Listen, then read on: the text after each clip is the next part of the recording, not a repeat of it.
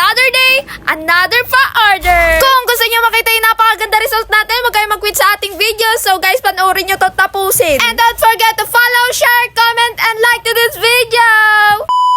Ngayon nga pala sa nakikita nyo, yung babae na yan, merong hawak na pera. Dahil may hawak yan, alam nyo na ang gagawin natin, syempre bibili. So guys, samahan nyo akong bumili ngayon ng chocolate. Kasi naman, ang gagawin natin ngayon is napakalaking bulaklak. So big bouquet talaga siya with chocolate. Kaya samahan nyo akong bumili.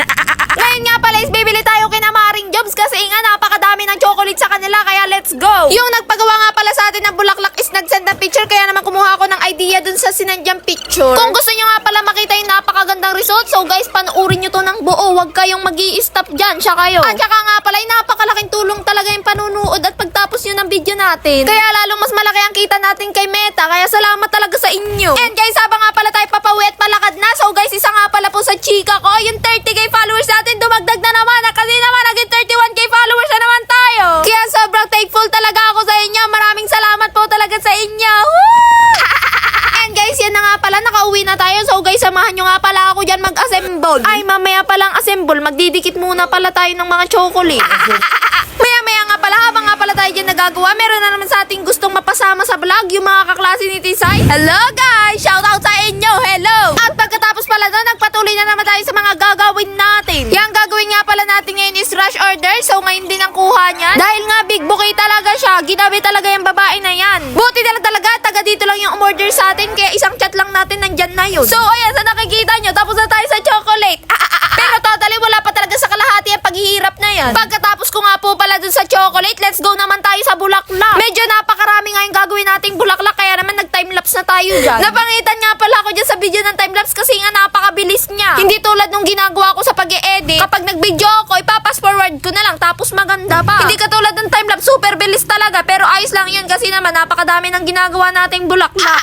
Yang time na yan nga pala, dapat nga pala ako aalis. Kasi nga meron kaming performance na ipapasa. So magpapasiksik na lang talaga ako. Maya-maya nga pala habang ako'y nagagawa ng bulaklak. So ayan guys, nagsidatingan yung mga kaklase ko para sunduin ako. So nag-request din sila, gusto ko isama sila sa video. So ayan na guys, shout out sa inyo. Shout out sa iyo, Brielle! Ho!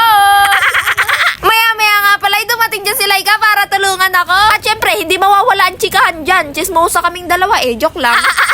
So, nung time na yun talaga guys, patapos na tayo sa bulaklak. So guys, ang gagawin naman natin is magdidikit. And guys, isa nga pala sa paalala ko, napakalapit na ng Valentine's. Napakarami na nga pala yung nagpalista sa atin. Kaya guys, kung sino yung hahabol pa dyan magpalista na. Kasi kapag malapit na yung Valentine's, hindi na natin maaasikaso. Kaya guys, magpalista na yung magpapalista or magpagawa na. Kasi guys, pagdating talaga ng Valentine's, ako nagsasabi sa inyo, ubos ang mga bouquet. Update nga pala sa ating pagbubouquet. So ayan guys, nag-a-arrange na yung babaeng yan. And guys, meron pa pala akong isang chika sa inyo. Kahit talaga napakaliit na bagay nito, yung napakasaya ko na as in. Kasi naman guys, yung monetization of the star and subscription, nabuksan na natin. Yes! Kaya maraming salamat po talaga sa inyo. Dahil kung hindi dahil sa inyo, wala lahat yan. And guys, update na pala sa ating bouquet for today's video. Tapos na tayo sa pag-a-arrange. So ngayon naman guys, is lalagyan naman natin siya ng mga freebies na design na maliliit. And guys, puputulin na naman natin tong ating vlog. Kasi guys, napakahaba niya na. Kaya guys, abangan nyo nga pala yung magiging part 2 natin. Kasi doon natin papakita yung napakaganda resulta ng ating bouquet. But sa ngayon, papakita lang natin kung paano natin in-arrange yung flower. Kaya guys, sa lahat ng nagtapos nito, maraming